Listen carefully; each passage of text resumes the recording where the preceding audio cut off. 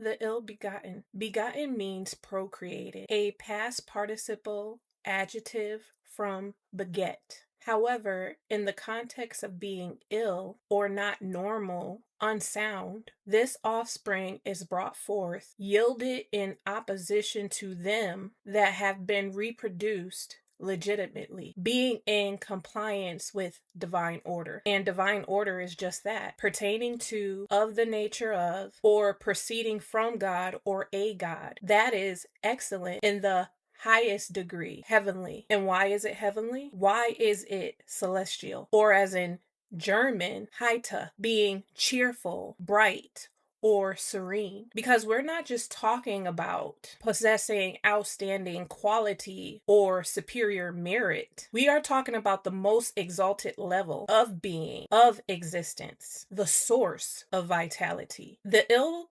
begotten are brought forth, yielded in opposition to architecture, the art of building, with the most exalted intelligence, and therefore are opposing those procreated from that. We purposefully address this excellent ability to acquire, understand, and use knowledge to build, and its connection to being in agreement with divine order. This temperament is a clear sign of one's state of being because it is what one is putting their hands to do, being a reflection of the things above, where intelligence in its highest degree is tapped into, sourced, if you will. So it's safe to say within the context of this download that much emphasis is put on white Jesus because those who are ill-begotten desire to stop one's ability to acquire, understand, and use knowledge to build a connection with divine order, because doing so bridges the gaps in our mind, removing the spaces they use to play the middleman in our being. Because being ill-begotten, they must oppose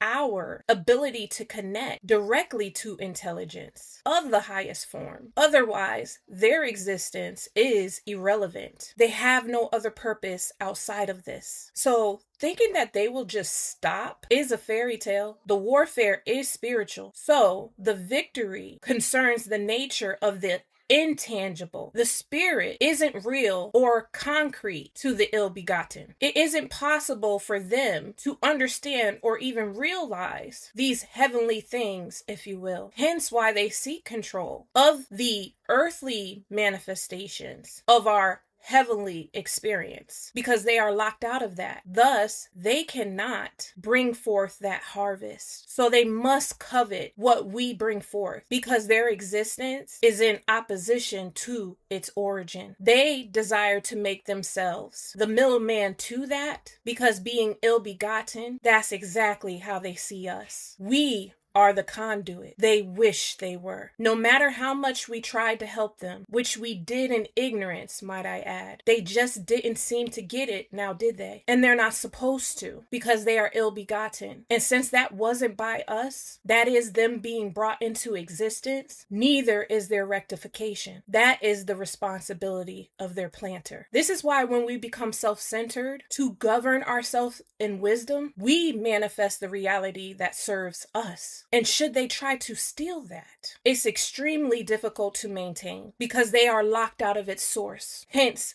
we become the middleman to that should they want to partake in that. Therefore, they must put respect on us or get stuck in working with outdated manifestations.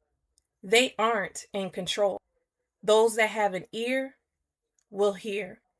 I'm capturing my journey. Feel free to like, share, comment, and subscribe if you get the picture.